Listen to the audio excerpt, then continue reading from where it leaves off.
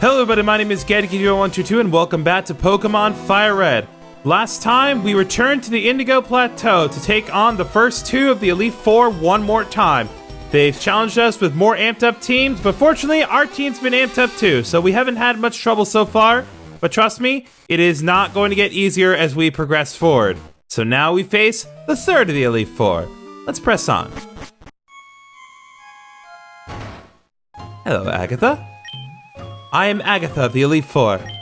You're the child that Oak's taken under his wing, aren't you? That old duff was once tough and handsome, but that was decades ago. He's a shadow of his former self. Now he just wants to fiddle with his Pokédex. He's wrong. Pokémon are for battling. Griffin, I'll show you how a real trainer battles. One more time, Agatha.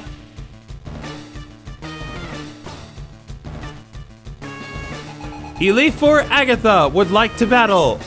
She's going to be starting off with Gengar, level 66. Levitate for the ability, so don't bother using ground-type moves. It has the moves Confuse Ray, Shadow Punch, Psychic, and Hypnosis. So starting off, this thing is capable of, well, putting you in very bad position. So be very careful. Like all the other Elite Fours that we've seen so far, her Pokemon are amped up, are in their prime forms, and have much better movesets. I'm going to hope that this Aerial Ace will be enough. Gengar is not very known for its physical defense. And Naragana is not known for his special defense, but that's totally fine. Alright, there goes Gengar. Agatha is going to be using Mischievous, a new addition to her team. I think in this situation, I'm going to switch out to Gullywash here.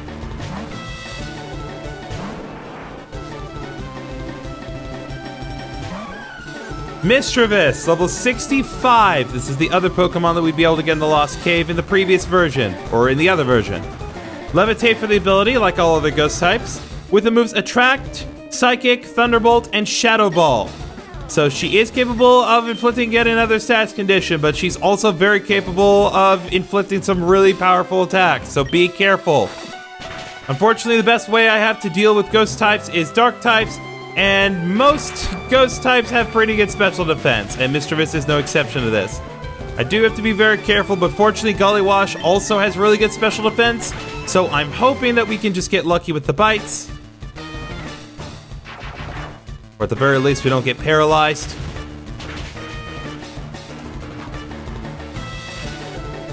Alright. I have a suspicion that she's going to use a full restore on this turn, so I believe I'm going to do the same thing.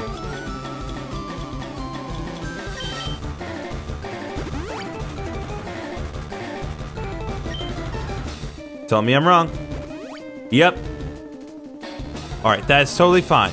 So we're just going to start from square one once again. That is totally acceptable. Hopefully we can get some flinches off. That'd be nice.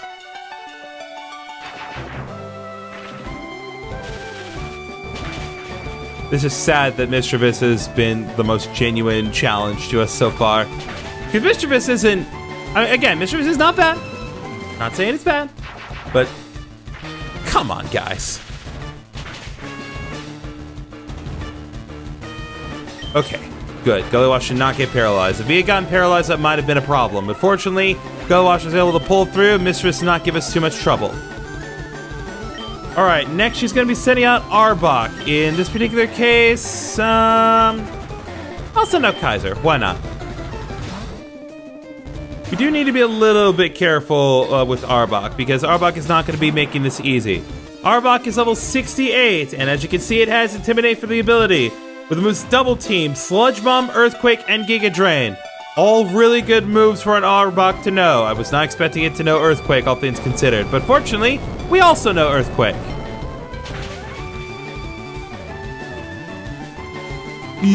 Good. Okay, fortunately, Arbok does not have very good defenses, so even though my attack was lowered, it was still able to one-shot it. Very nice. She's going to be sending out another Gengar. I think in this situation... yeah, I'll send Searcher out for this one.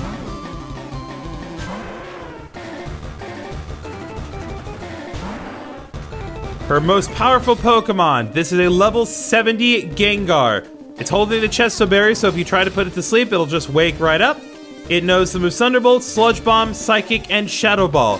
Fortunately, Sludge Bomb and Shadow Ball are not considered special attacks in this game, so this Gengar is not as good as it otherwise could be, but Thunderbolt and Psychic are still very powerful and are not affected by Searcher's Intimidate, so we do need to be very careful. I think all things considered, I think Flamethrower is going to be doing more damage, so we're just going to go all in with Flamethrower, and looks like he's going all in with Thunderbolt.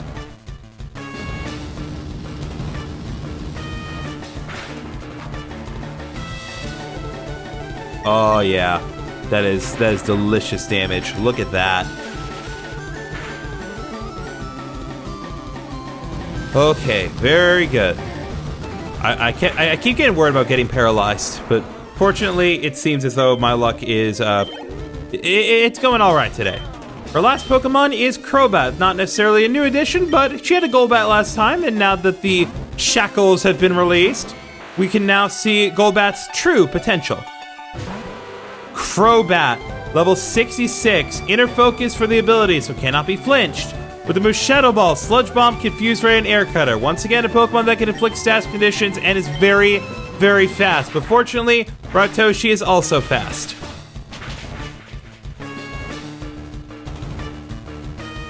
Oh, but not strong enough, it would seem. Okay, well, credit where it's due. And once again, she's going to be using a Full Restore, of course. Hopefully we can get a lucky critical hit here. Can't flinch it, but critical hits are still on the table. Although I guess in this situation, it doesn't matter whether or not we can flinch it. Oh yeah, critical hit, let's go, I called it. That's how we do it up in here. All right, there's Agatha. Oh my, you're something special, child. $7,000, very nice. You win! I see what the old duff sees in you now. I have nothing else to say. Run along now, child. Alright, before we press on, I'm going to heal. Alright, let's press on one more time. And like last time, I have no control over my character. That's just forcing me to walk straight to him. Can't have any fun here. Alright, time to face off against Lance one more time. Ah, so you've returned, Griffin. I lead the Elite Four. You can call me Lance, the Dragon Trainer. It's like you acknowledge that this is not the first time I've come here, and yet you still feel the need to introduce yourself. You know that dragons are mythical Pokemon.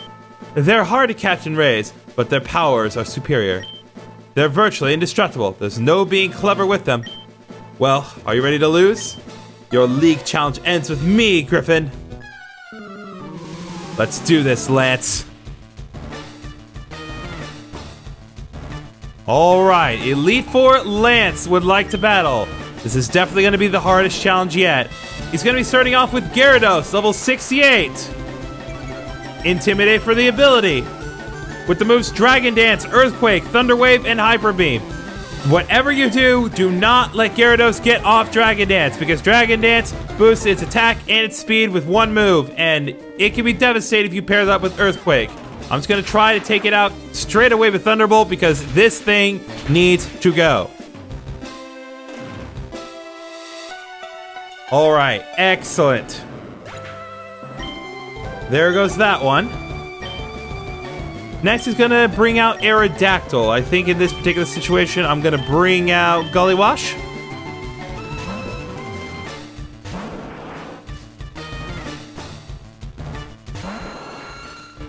Aerodactyl, level 70, pressure for the ability, so it doubles power point usage.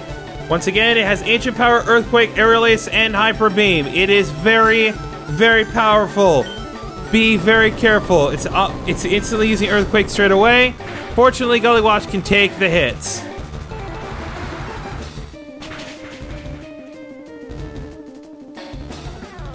But it looks like Aerodactyl can take a decent hit too.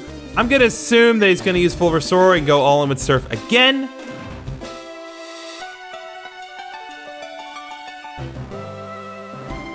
If we can get off a critical hit, that would be nice, but I'm not expecting it to work this time.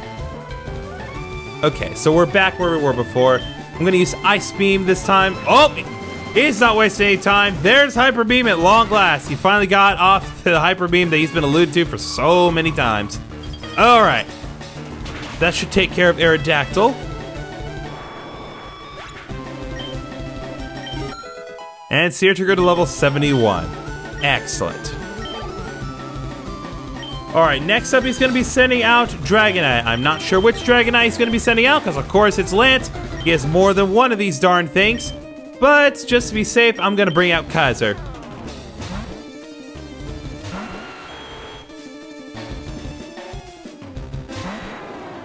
Okay, so this is his level 72 Dragonite. This is the most powerful Pokemon. This Dragonite is inner focus for the ability and it's holding the Person Berry, so if it gets confused, it will instantly revert to normal health. And that's actually very important because this Dragonite has Thunderbolt, Outrage, Ice Beam, and Hyper Beam. So if it uses Outrage, normally after a couple uses, it would get confused. But the Person Berry will eliminate that confusion the first time. So we just need to get in Ice Beam and hopefully this will work. But of course, Dragonite is still very high level and very, very powerful. I figured that was not going to work. Looks like he's also countering with Ice Beam. I'm not quad beat to it, so hopefully Kaiser can take it. Yes. Looks like he is not going for a full restore. I'm guessing he may want to save it for later. Alright, that takes care of his strongest Dragonite. The next thing he's going to be sending out is Kingdra. Now, I don't know what to do about Kingdra. You'll see why in a second. But there's kind of in a pickle with him. I guess Rock Lee could do this? Okay, we could try it. You'll see why I'm kind of nervous about Kingdra. Kingdra is the evolved form of Seadra, and this is the one I've been alluding to. Unlike Horsea and Seadra, this Kingdra is water and dragon type, meaning that it has no weakness aside from dragon type attacks, which I don't have. Anyway, it has Swift Swim for the ability with the moves Dragon Dance, Ice Beam, Surf, and Hyper Beam. Hyper Beam is the only move that will straight up benefit from Dragon Dance, but it's still a problem if it gets off too many of them. So we do need to be very careful. I think, all things considered, I'm just going to try for Brick Break. I want to point out that Rock Lee actually has really, really, really high attack right now. Like, really high attack. So I'm not too worried about him being able to hold his own as long as it doesn't take a Hyper Beam. Okay, well, I asked for that. I don't think Rock Lee's surviving that, because Rock Lee cannot take physical attacks for beans. Alright, well, you tried, Rock Lee, and that's all that we can ask of you. I'll go with Raitoshi. Now, the nice thing about Hyper Beam is that it should not be able to attack this turn, so if Thunderbolt can do enough damage, that should be enough anyway. And, of course, I get a pointless critical. But I will not complain about that. Thank you very much, Raitoshi. Gonna be sending out Dragonite one more time. I'm confident that Kaiser should be able to knock out the other Dragonite considering how well it did against the first one. This Dragonite is level 66. Once again, it's inner focus for the ability, but it has a slightly different moveset. This Dragonite has Flamethrower, Earthquake, Dragon Claw, and of course, Hyper Beam. It can be very powerful, especially if you are not expecting certain other moves. So be very careful, but fortunately, Ice Beam should be able to take care of Dragonite with no issue. And there we go. That's it. I hate to admit it, but you are a Pokemon Master.